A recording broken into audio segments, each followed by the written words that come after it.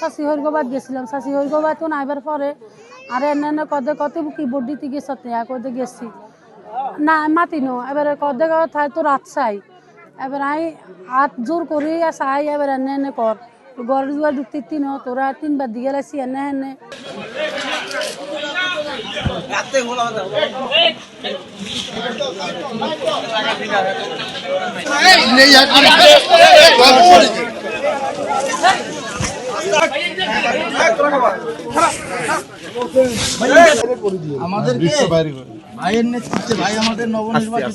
অধিকার প্রকাশ করতে গিয়ে ওনার উপর যে মানে যে ব্যবহারটা করেছে এটা উনি খুব মর্মাহত হয়েছে এবং তা আপনি পাশে আপনি ধরেন না, আপনি সব ধরেন, ধরেন আপনার এই কথা শুনতে করবেন না। যে কোনো বিষয়ে প্রয়োজন হলে আপনি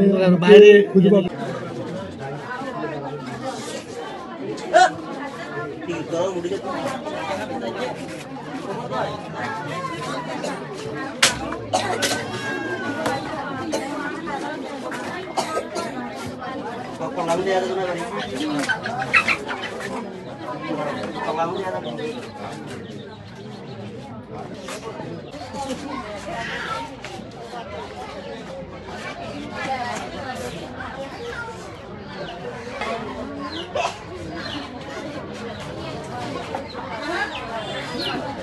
আমরা এখানে এসেছি, ওনার খোঁজ খবর নিয়েছি, ওনার জন্য তারেক রহমান সাহেবের পক্ষ থেকে একটা উপহার ছিল, সেটা আমরা দিয়েছি। তো আমরা এবং তিনি ঘোষণা দিয়েছেন ওনার 3টা বাচ্চা আছেন,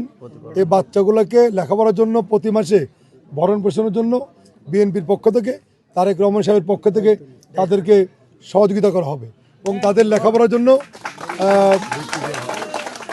জন্য যে